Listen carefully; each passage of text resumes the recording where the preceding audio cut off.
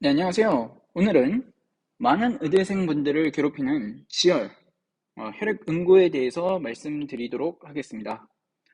저도 볼 때마다 굉장히 헷갈리고 어려운 내용이라서 정리를 따로 해두었는데, 그때의 경험을 바탕으로 최대한 이해하기 쉽도록 설명해 보도록 하겠습니다.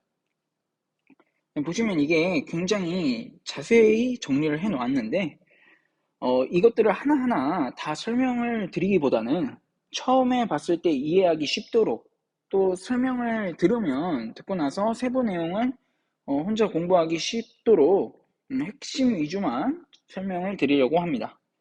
혹시라도 이 자료가 필요하신 분들은 더보기에 자료 링크를 첨부해 드릴 테니 받으시면 도움이 될 것 같고, 또 이거의 내용 절반 이상이 가이튼 생리학 36단원을 정리한 것들이라 요약한 내용이 어려우신 분들은 해당 부분만 교과서를 한번 읽어보시면 도움이 될 것 같습니다.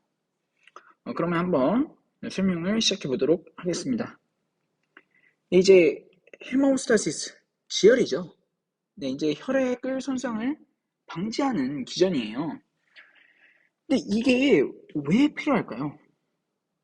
그냥 결합 조직을 새로 만들면 되지 않을까요? 왜 이렇게 복잡하게 이런 기전을 통해서 쥐를 괴롭히는 걸까요? 어, 결론부터 말씀드리면 이 지혈에서 가장 중요한 이 피브린 메시워크를 형성하는 클러팅 형성까지 걸리는 시간이 수분 이내로 끝납니다. 다시 그 결합 조직을 만들고 상처 조직이죠. 이런 것들을 만들고 그 다시 이거를 정상화시키는 데까지는 며칠 또는 뭐 상태가 심하면 이제 주 단위로도 넘어가요. 그 사이 동안의 시간을 그냥 놔둘 수가 없기 때문에 이 지혈작용이 일어나는 거라고 생각을 해두시면 되겠습니다. 어, 그러면 이제 본격적으로 이 헤모스타시스 기전은 네 단계에 걸쳐서 크게 일어난다고 생각을 하시면 편합니다. 이건 이제 교과서 또는 뭐 교수님들마다 다르지만 큰 틀은 똑같습니다. 이게 단계의 개념입니다. 이게 뭐 어떨 때는 이게 일어나고 어떨 때는 이게 일어나고 이러는 게 아니고 이렇게 해서 진행이 된다는 거를 먼저 생각을 하고 접근해 주시기 바랍니다. 안 그러면 저도 이게 처음에 무슨 말인지 몰라가지고 굉장히 헤맸던 기억이 있습니다. 그래서 이게 순서대로 일어나는 거다. 그거를 다시 한번 말씀을 드립니다. 가장 먼저 일어나는 거는 혈관 수축이에요. 이제 쇄동맥이 수축을 하겠죠. 이제 이게 수분에서 수시간 동안 유지가 되는데 이 시간 동안 이 두 번째 단계인 플러깅과 세 번째 단계인 클러팅이 일어나는 겁니다. 그래서 이거는 이제 패시브 느낌으로 계속 지속이 되고 있다. 이렇게 생각을 하시면 되고, 그 다음에 일어나는 것들이 이제 플러그랑 플러깅, 클러팅, 그리고 이제 이 클럿을 없애야겠죠? 계속 놔두면 안 되고, 없애는 그런 단계로 크게 구성이 된다고 생각을 하시면 될 것 같아요. 자, 이제 플레이틀릿 플러그 형성하는 거를 설명을 드리겠습니다. 이제 이게 먼저 플레이틀릿을 알아야겠죠? 플레이틀릿을 이제 뭐 여러 가지가 나오는데 이런 것들은 이제 조직학이나 이런 시간에 보시면 될 것 같고, 뭐 특징적인 것이라고는 핵이 없다랑, 그다음에 이제 여러 개의 과립이 있어요. 이 친구가 과립을 갖고 있습니다. 그래서 이제 뭐 과립 종류에 따라서 ADP, 세로토닌 이런 것들, 본 빌라브란트 팩터 이런 것도 있다. 이 정도만 여기서는 이해하시면 어, 앞으로 나올 내용을 이해하시는데 무리가 없을 거예요. 여기 피브리노겐도 있다라는 거까지 한번 봐두시면 좋을 것 같아요. 그래서 아무튼 이 플레이틀릿이 이제 마개를 형성할 겁니다. 가장 첫 번째 단계는 이제 노출이 된 콜라겐, 본 블라브란트 팩터에 접촉해서 활성화되는 건데요. 이게 왜 노출이 될까요? 손상이 받았으니까 노출이 되겠죠. 노출이 된 얘네와 접촉을 해서 활성화가 됩니다. 밑에 이제 그림을 통해서 한번 보도록 할게요. 보시면 뭔가 노출이 됐죠. 이게 이제 정상적인 이 옆에랑은 다르게 손상이 된 모습이고요. 보시면 이제 콜라겐과 본 빌라브란트 팩터가 노출이 되어 있는 것을 말 그대로 확인을 할 수가 있습니다. 그죠? 그러면 밑에 보시면 세로토닌, ADP, 스롬복신 A2가 다른 플레이틀릿을 활성화한다고 되어 있죠. 자, 그리고 먼저 읽고 들어갈게요. 플레이틀릿이 이제 플러그를 형성하는데 크게 자, 이 손상 조직에는 얘네 두 개로 이렇게 연결이 되고요. 얘가 또 다른 이 플레이틀릿을 활성화해가지고 얘랑은 이 피브리노겐 이거 잘 유심히 보세요. 피브리노겐으로 연결이 됩니다.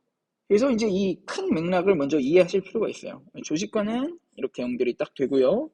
그 다음에 이제 플레이틀릿과는 다른 이거랑은 이걸로 연결이 된다. 그리고 얘를 또 활성화를 시켜야 될 거잖아요. 얘는 처음에 활성화될 때 얘가 활성화 해줬는데 뭐 일일이 다 여기까지 가서 무슨 숙제 검사 맞듯이 가서 이렇게 활성화되면 좀 비효율적이죠. 얘가 얘를 활성화를 또 시켜줍니다. 그때 관여하는 것들이 여기 세로토닌, ADP, 스롬복신 A2예요. 이걸 여러분들이 아시면 편합니다. 이거에 대해서는 잠깐 이따가 말씀을 드리고요.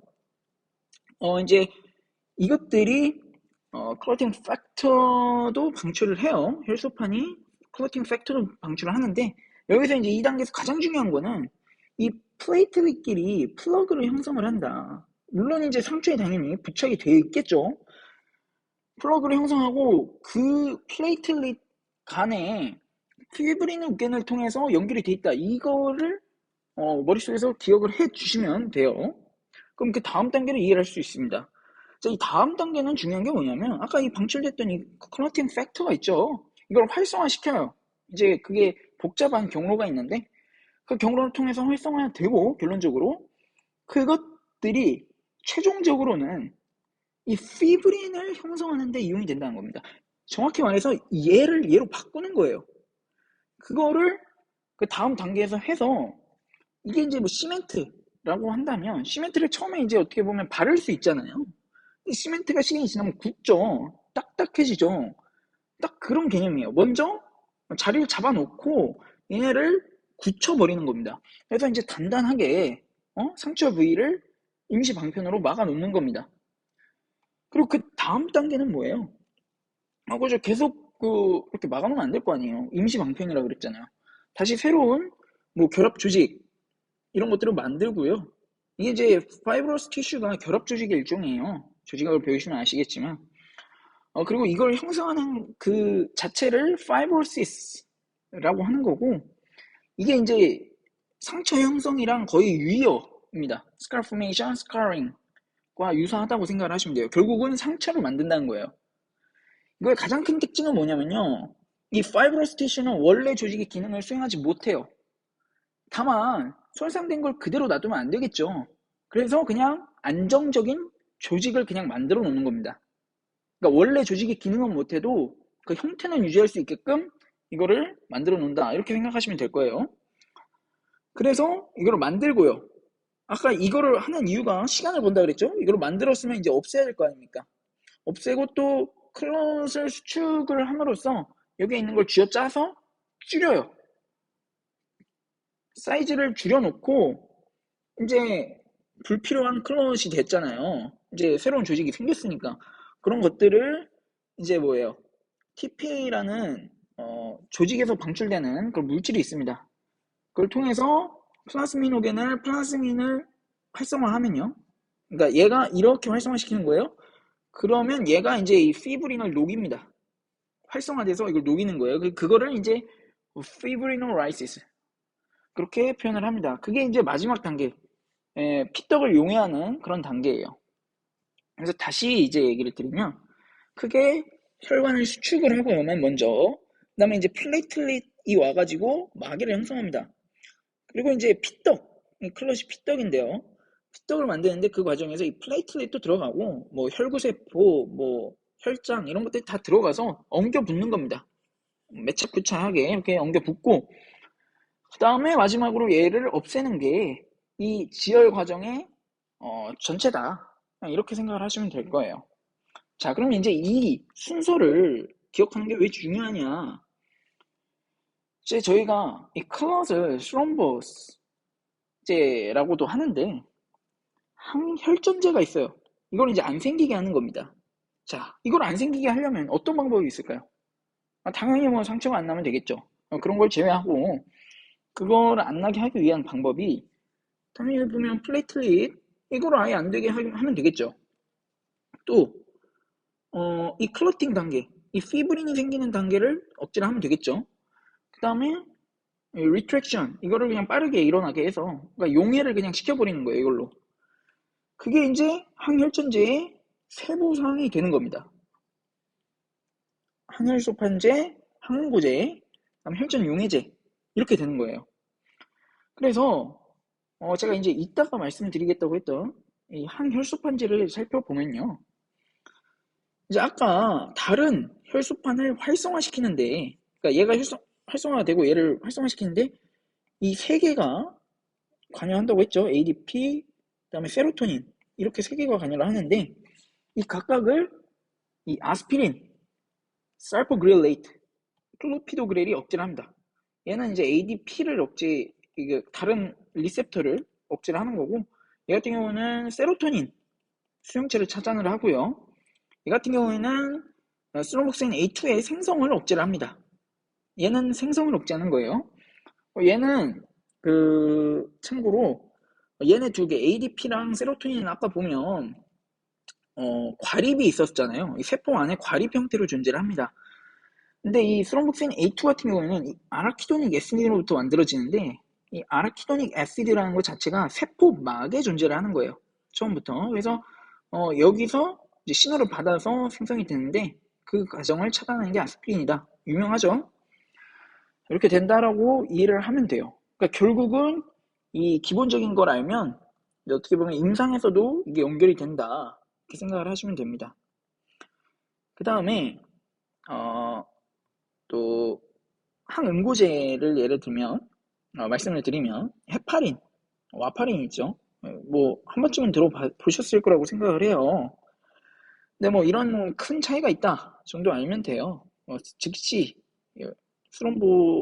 스롬빈가 이렇게 해가지고 이 안티스롬빈 3랑 이제 작용을 해서 하는데 결국은 이제 즉시 효과가 있다는 게 중요하고요. 와파린 같은 경우에는 비타민 K랑 연관이 돼 있다 이렇게 생각을 하시면 됩니다. 비타민 K가 활성화돼야 이제 응고작용이 일어나거든요. 근데 그거를 활성화시켜 주는 게 얘예요.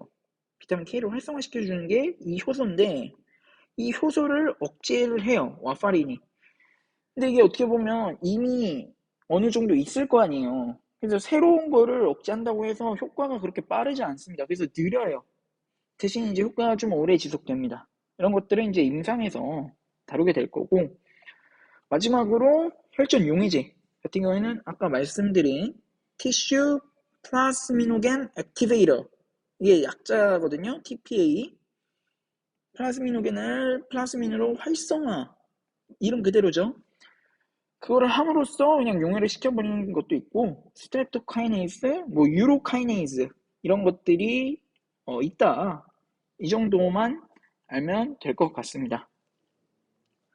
자, 다음에 살펴볼 거는 이따 말씀을 드릴 거는 정상 상태에서 어떻게 이게 아무 때나 일어나면 안 되겠죠. 여러분들 지금 피가 돌고 있는데 갑자기 그냥 피떡이 져봐요.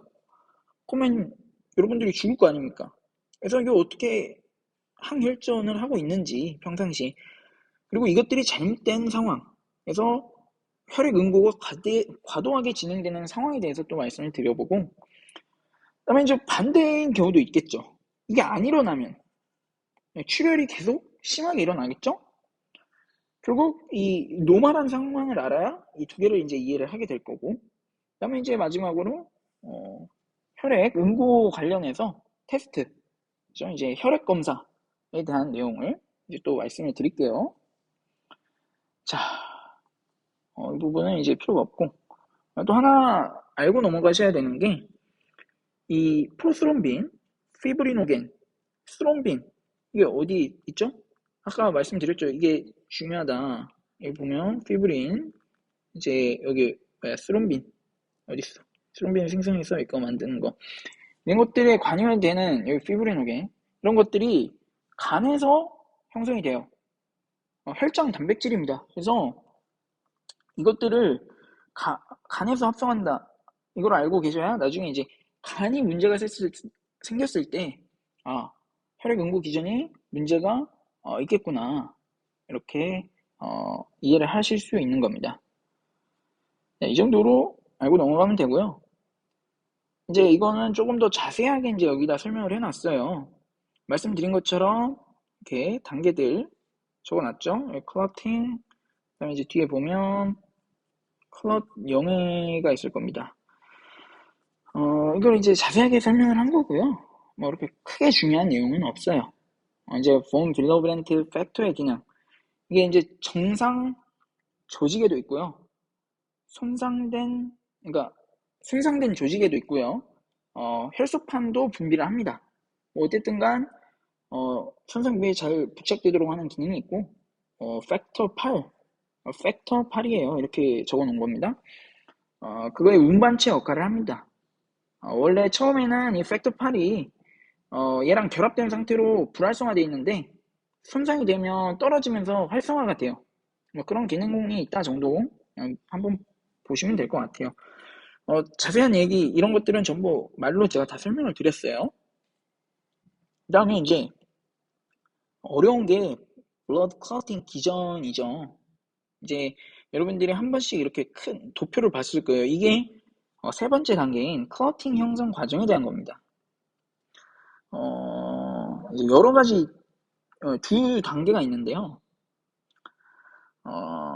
이제 이거를 여러분들이 이렇게 두 경로가 있다고 아마 알고 계실 텐데 사실은 이게 랩에서 일어나는 거라고 해요. 뭔 말이냐면 여러분들이 혈액을 채취해서 일어나는 것들 있죠. 이렇게 피 뽑아가지고 그때 일어나는 게 이 경로지 몸 체내에서는 이렇게 좀 다른 그냥 이 티슈 팩터가 처음에 이렇게 해서 진행되는 그런 경로다. 근데 그렇다고 또 여기에서 보이는 이 티슈 팩터의 경로랑은 또 다르다. 이 정도로 참고로 알아두시면 될 것 같아요. 혹시라도 교수님이 설명을 하시면 원래 이게 다르구나. 혹시 설명 안 하시면 그냥 이것만 이제 랩에서 하는 그 내용만 여기 이제 설명할 건데 그것만 알고 계시면 됩니다. 다시 한번 이거를 얘기를 드리면 말씀드렸다시피 피브리노겐을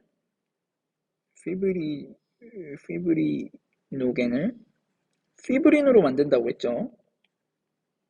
이게 이 과정이에요. 자, 이제 이 경로가 두 개가 있는데요. 차이 중에 하나가 속도도 다릅니다. 익스트린식 패스웨이가 훨씬 빠르다. 인트린식 패스웨이는 조금 오래 걸린다. 그리고 아까 말씀드린 것처럼 이러니 저러니 해도 결국 수분 이내에 우리가 클러팅이 끝나겠구나. 좀 굉장히 생각보다 빨라요. 여러분들이 배울 때는 오래 걸려서 이게 굉장히 좀 오래 걸린다 이렇게 생각을 할 수 있는데 생각보다 빠르게 진행이 된다는 것도 참고로 한번 봐주시면 될 것 같아요. 나머지 부분은 넘어가도록 하겠습니다. 그리고 이 응고를 할 때 아까 클러팅 팩터를 얘기를 했었죠. 이거에 대해서 먼저 알고 가셔야 돼요.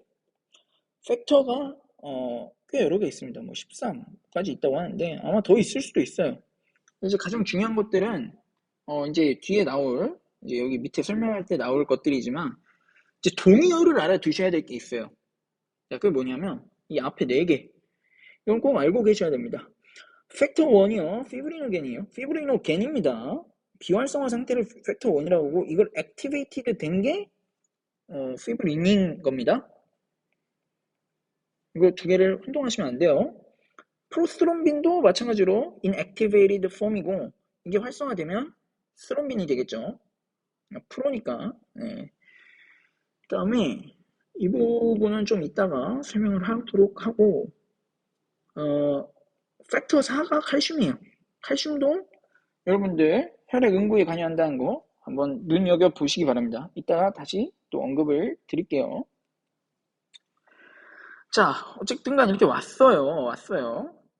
뭐 여기 보면 뭐 블러드 트라우마, 콜라겐과 이렇게 뭐 하면 이렇게 되고 티슈 트라우마는 이거다. 그래서 뭐 좀 별개의 개념이냐 라고 생각할 수 있는데, 결국은 이거는 여러분들 아까 말씀드렸다시피 실험관에서 일어나는 거기 때문에 뭔가를 보려고 하는 거예요. 뭐를 보느냐? 나중에 이제 혈액 응고 검사가 있다고 했죠. 이거에 관여하는 어, 응고 인자들이 제대로 작동을 하는가를 보는 게 이제 응고 검사겠죠. 이 두 경로에 관여되는 게 다르고 따라서 시험이 다릅니다. 그래서 이제 그런 것들을 외우셔야 되는데, 이제 편법을 알려드릴게요. 저도 이거 배운 겁니다. 자, 테이블 테니스가 뭐죠? 탁구죠. 탁구는 안에서 치죠. 테이블 테니스는 어디서 치죠? 테니스는 어디서 치죠? 밖에서 치죠. 그래서 PT가 뭐의 약자냐면 프로스럼빈타인입니다.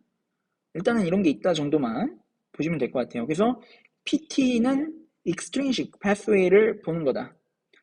extrinsic pathway X니까 3 플러스 7이다. 이게 뭐냐면 3, 7. 그래서 이게 결론적으로 10. 이 두 경로의 공통적인 거는 결국 이 10번 팩터를 활성화시키는 데에서 이게 맞나요. 그래서 이게 공통적으로 10번이 이렇게 뒤에 과정을 거쳐서 피브린을 만드는 게 되는 겁니다. 그리고 이 파샬 스롬보플라스틴 타임이라고 해서 PTT가 있어요. 이거는 이제 인트로닉 패스웨이의 이상을 점검을 하는 시험입니다. 즉 얘는 PTT고 얘는 PT다. 이거 알아두시면 될 거고요. 그럼 여기 얘는 이제 또 외울 때, 이 인자를 외울 때 카운트다운을 하는데, 인트랜식인가 카운트다운은 인이죠. 인 12, 11, 9, 8. 10은 건너뜁니다. 이게 마지막이니까. 이건 알아두셔야 돼요. 이거는 여기에 10번이 있다는 거는 뭐 약간 상식처럼 알아두셔야 되는 거고, 그래서 10번을 빼고 카운트다운을 합니다. 대칭 이게끔. 이게 이제 12, 11, 9, 8, 여기 8 이렇게 되는 거예요. 그래서 이제 10번을 만들면요, 5번 여기서는 관여를 하지 않고요, 이렇게 바로 돼서 자체적으로 2번 프로스트롬빈을 스트롬빈으로 활성화시키고요, 얘가 다시 피브리노겐을 피브린으로 활성화시킵니다. 자, 여기를 또 외우는 방법이 있겠죠. 이게 10이죠, 5죠, 2죠, 1이죠. 그래서 10은 5 곱하기 2 곱하기 1 소인수분해를 한다, 이렇게 생각을 하시면 될 거예요. 그래서 이 각각의 위치는 이런 식으로 편법을 이용해서 외워주시고요. 가장 중요한 거는 제가 말씀드렸다시피 피브린이 결국 형성이 되는 거다. 그 과정에 스트롬빈이 있고, 이 스트롬빈은 여러분들 한 번쯤 들어봤을 거예요. 뭐냐면 혈액 응고 과정이 파시브 피드백의 대표적인 예죠. 이게 여기 나옵니다. 얘가 이제 생기면요, 여기에 이거를 파시브 피드백을 해요. 해서 이걸 촉진을 시킵니다. 이 과정을. 이게 이제 뭐 참고로 알아두시면 도움이 될 거고, 근데 결론적으로 가장 중요한 건 피브린 형성이다. 다시 한번 말씀을 드립니다. 그리고 제가 이따가 티슈 팩터에 대해서 얘기를 드리겠다고 했어요. 제가 이걸 왜 따로 뺐냐면요, 이 부분이 굉장히 헷갈립니다. 뭐 플레이틀릿 팩터도 나오고 티슈 팩터, 뭐 스롬보플라스틴 이런 얘기가 나오는데, 저도 지금 확실히 모르겠어요. 여러 논문들을 찾아봤고, 근데 이게 정리가 좀 안 되어 있는 것 같습니다. 얘기를 드리면, 이제 파샬 스롬보플라스틴이라고 아까 PTT는 인이다라고 얘기를 했었잖아요. 여기서 쓸 때 이게 보면, 그리고 참고로 이 스롬보플라스틴 자체가 티슈 팩터예요. 아까 이 위에 티슈 팩터가 3번 파샬이 붙어 있죠. 부분적이다라는 뜻이겠죠. 그래서 이거를 찾아보면요, 티슈 팩터 없이 포스포리피드만 첨가를 한다고 나와 있어요. 아니, 스롬보플라스틴이 티슈 팩터잖아요. 아니, 이게 무슨 소리야? 그래서 이제 제가 이제 찾아봤는데, 티슈 팩터라는 것 자체가 리포프로테인 컴플렉스입니다. 리포프로테인이라는 건 결국 지질과 단백질로 구성이 된 거죠. 근데 티슈 팩터 자체는 단백질이래요. 그래서 제가 내린 결론은 이 티슈 팩터를 좁은 의미에서 쓸 수도 있고 넓은 의미에서 쓸 수도 있습니다. 좁은 의미로 썼을 때는 단백질만을 얘기하는 거예요. 그리고 넓은 의미로 쓰면 이 조직 세포막에 포스포리피드를 포함을 해서 얘기를 하는 겁니다. 그래서 이 파셜 스롬보플라스틴이라는 얘기가 나오는 게 이거 없이 이것만 첨가를 하겠다. 그래서 여기 있는 이 extrinsic pathway에 이거를 배제를 하겠다라는 얘기예요. 왜냐하면 여기 tissue factor가 있잖아요. 그래서 이제 포스포리피드는 이 과정에서 필요하죠. 그래서 제가 내린 결론은 이게 이렇게 넓은 의미랑 좁은 의미로 사용될 수 있다. 그리고 또 헷갈리게 하는 게 플레이틀릿 포스포리피드, 플레이틀릿 팩터 3 뭐 이런 게 또 나와요. 뭐 큰 틀은 이거랑 다르지 않을 거라고 생각을 해요. 이거 역시도 플레이틀릿 팩터가 리포프로테인인데 포스포리피드가 있고 뭐 그 뭐야 플레이틀릿 팩터를 좁은 의미로도 또 쓸 수 있다. 그리고 얘가 이제 또 티슈 팩터로 혼용이 되기도 하는 것 같은데 아마 이제 이 플레이틀릿이 조직을 이루는 세포죠, 얘도. 그렇기 때문에 결국은 그냥 플레이틀릿 팩터 3, 얘도 그냥 티슈 팩터 3, 뭐 스롬보플라스틴 이렇게 혼용을 해서 쓰는 것 같습니다. 이 부분은 만약에 이제 교수님이 다르게 설명을 해주시면 그걸 따라가는 게 맞고요. 저는 이렇게 지금 이해를 하고 있습니다. 그래서 이 부분은 그렇게 참고를 해주시면 될 것 같아요. 나머지는 이제 뭐 당연한 얘기입니다. 도표상 뭐 이게 있으면 얘가 활성화되고 하겠죠. 그죠? 그런 것들 얘기를 드린 거고요. 이것도 얘기 드린 거니까 넘어갈게요. 자, 이제 클럽 리트랙션. 클럿이 이제 수축하는 거를 얘기를 드릴 건데, 이게 이제, 아까 좀 잘못 말씀을 드렸네요. 클럽 리트랙션이 이제, 그, 상처가 복구가 되고 일어나는 게 아니라, 항상 20에서 60분 뒤에, 이게 더 강력하게 막는 기전이다. 이렇게 그냥 알면 될 것 같습니다. 이런 거는 근데 시험에 잘 안 나오기 때문에 크게 중요한 부분은 아니에요. 여러분들이 근데 보셔야 될 게 여기에서 이제 실험이 나온다고 돼 있어요. 이거는 의학적으로 약간 상식으로 알고 가셔야 되는 겁니다. 플라즈마와 시럼의 차이. 네. 이거 보시면 되는데 중요한 건 뭐냐면 시럼에는 응고인자가 없어요. 그걸 실험이라고 합니다. 그래서 여러분들이 체열을 하고 나서 체열을 할 때 거기에 아무 조치가 취해져 있지 않은 채 그냥 체열을 했다. 그러면 실험이 됩니다. 왜냐면 그 안에서 응고가 일어나기 때문이에요. 근데 EDTA, 이따가 다시 말씀드릴 건데, 뭐 EDTA 튜브나 이런 거에다가 채취한 혈액을 담게 되면 응고가 안 일어나요. 그러면 그 상태는 플라즈마 상태입니다. 응고를 할 수 있는 상태예요. 조건이 갖춰지면. 응고인자가 남아있기 때문이죠. 그래서 이제 그런 차이가 있다. 그럼 몸에는 뭐가 있을까요? 우리 인체 내에. 얘가 있을까요? 얘가 있을까요? 얘가 있죠. 얘가 있으면 안 되죠. 응고가 안 일어난다고 했는데, 응고가 안 되는 게 몸에 돌아다니고 있으면 안 되겠죠. 플라즈마가 돌아다니고, 이건 이제 혈액을 추출하고 나서 이제 생기는 거다. 이렇게 이해를 하시면 되고, 여기서도 그래서 시럼이 추출이 되는 겁니다. 왜냐면 응고 인자가 다 빠졌겠죠. 응고를 했을 테니까.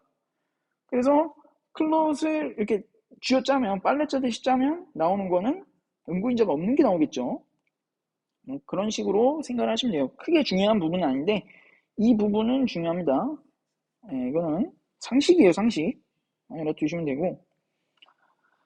그 다음에 이제, 커넥티브 티슈. 아까 이제, 상처를 만드는 거.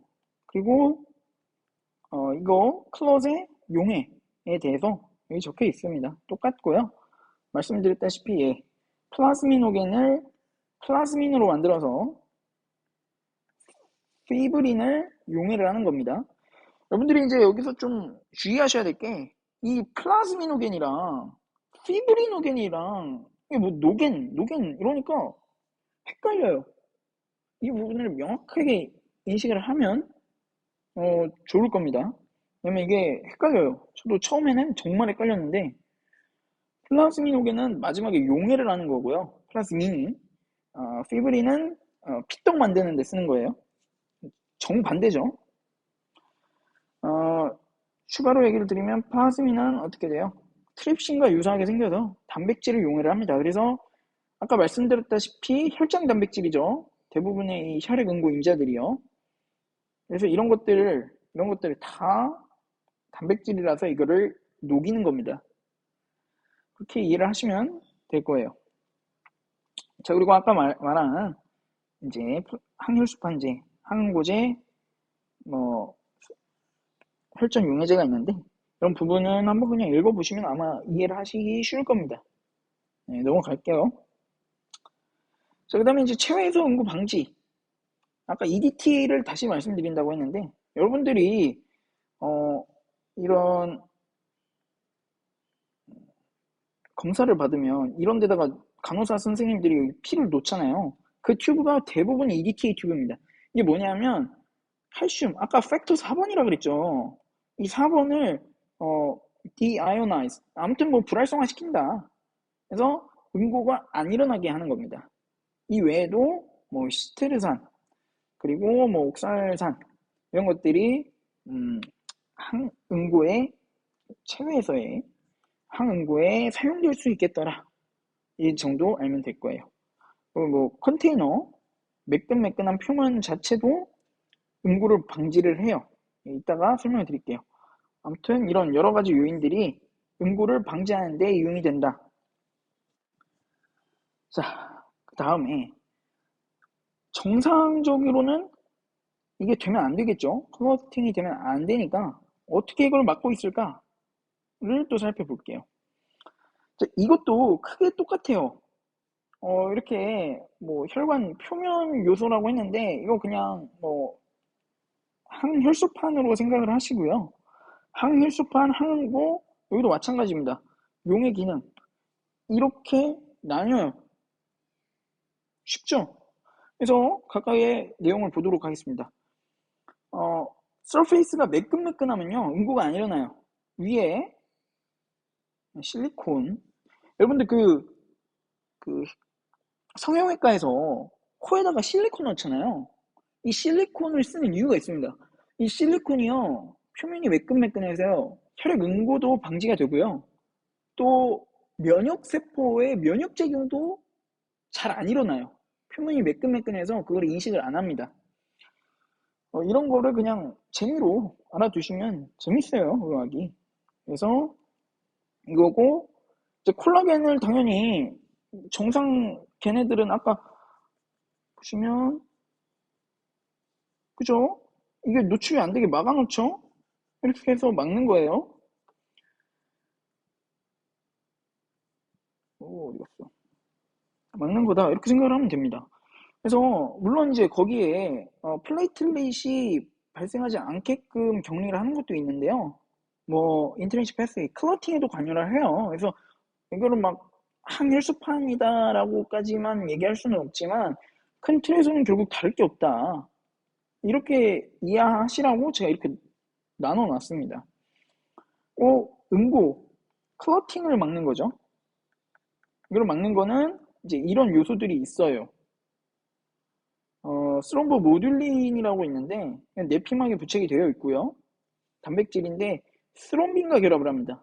그러면 스롬빈도 줄고 얘가 자체로 컴플렉스를 만들어 가지고 비타민 C를 활성화시켜요. 그래서 이거를 비활성화하는데 사용이 되겠다. 비타민 C가 아니고 단백 C 프로테인 S 같은데? 왜 이렇게 적어놨죠? 수정을 좀 해주시면 좋을 것 같아요. 단백 C도 있고요. 단백 S도 있습니다. 어쨌든 간 이거를 활성화하는 게 스트롬보 모듈린이다 이렇게 생각을 하시면 되고, 헤파린은 핵심은 안티스트롬빈 3랑 결합을 해서요 코팩터 형태로 돼서요 얘를 비활성화합니다. 그러니까 스롬빈 이거 팩터 2죠. 팩터 2 이거 뭐야 이거 10, 11, 9, 8 9, 10, 11, 2 이렇게 비활성화한다. 이런 거는 시험에 나오면 외우시고, 중요한 건 헤파린이 얘랑 결합해서 여러 팩터들을 그냥 비활성화함으로써 응고로 막는다 이렇게 생각을 하시면 되는 거예요. 크게. 그다음에 이제 별도로 뭐 피브린 파이버 자체도 이건 이제 혈관의 항구 기전은 아닌데 피브린 자체가 이제 피브린의 그 뭐라 해야 돼? 스롬빈의 확산을 방지를 합니다. 그런 기능이 또 있어요. 그러니까 스롬빈의 대부분을 여기다 붙임으로써 이 스롬빈이 확산하지 못하게 하는 기능도 있더라. 이거는 사실 뭐 그렇게 중요한 건 아니고요. 이 TPA 이거는 중요합니다. 크게 어떤 단계에 적용이 되는지 계속 생각을 하시면서 공부를 하면 도움이 될 겁니다. 자, 그러면 이 클럿, 이 잘 형성되는 상태가 어떤 게 있을까? 이걸 말씀드릴게요. 유발 요인이 있죠. 다 이런 얘기 있는데 지나고 나면 중요한 건 이겁니다. 이건 굉장히 중요해요. 혈액이 느리게 흐르면 이건 안 중요하고요. 한번 궁금하신 분들은 읽어보시고 느리게 흐르면 잘생깁니다. 피떡이 잘생겨요. 그래서 여러분들 나이 드신 분이 침상 생활을 하게 되잖아요. 그러면 다른 게 문제가 아니라 이 피떡이 정상인데 만들어져요. 특히 이제 하지, 딥베인의 정맥에 생깁니다. 왜냐면 이게 여러분들 하지 움직여야 이게 순환이 되는 건 알고 계시죠?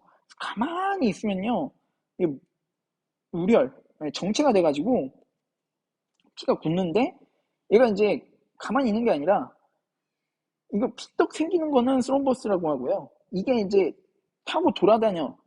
이게 원래 위치에서 나와가지고 여기서 이제 피떡이 생겼어요.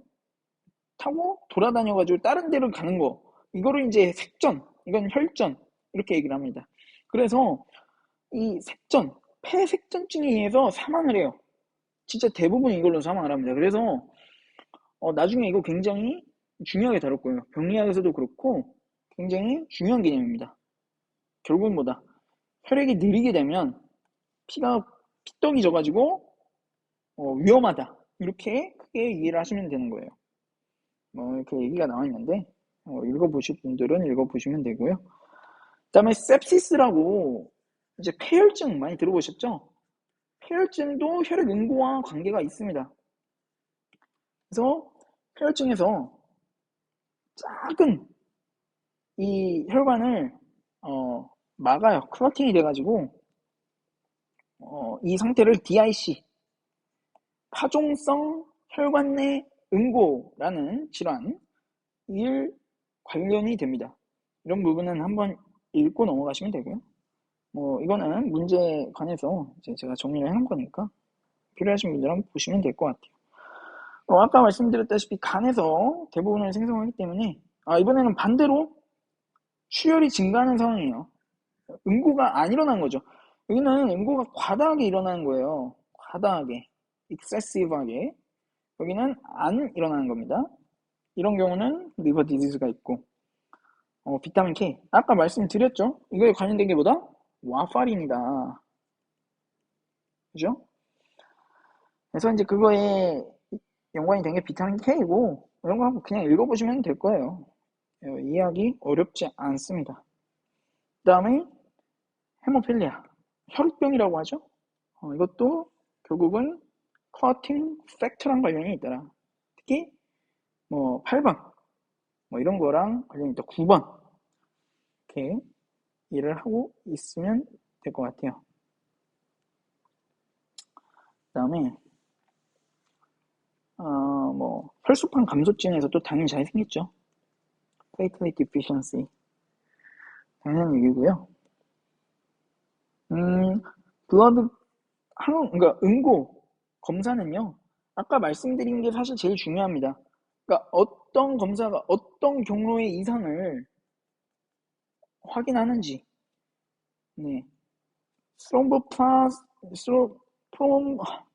프로스롬빈 타임 같은 경우에는 PT죠.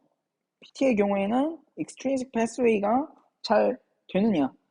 그러니까 만약에 그 시간이 길어지면 응고되는데 시간이 오래 걸리면 이 응고 인자가 문제가 있겠죠. 이 검사로는 얘네들의 이상을 보는 거고, 여기서는 이런 것들의 이상을 본다. 이렇게 생각을 하시면 쉽습니다. 물론 이제 공통된 경로도 영향을 미치겠지만 이런 거를 보려고 하는 거예요. 그래서 어디에 문제가 있구나. 이거를 알기 위해서 이렇게 분리해서 응고 검사를 진행한다 정도만 이해를 하시면 될 것 같고요. 여기는 이제 그 혈액 응고에 관해서 그 시험 테스트에 관해서 뭐 이렇게 필요한 것들 했으니까요. 보면 보실 수 있을 거예요. 그래서 뭐 PT가 인정되는 경우 말씀드렸다시피 여기 보면 partial thromboplastin time 이렇게 나오죠.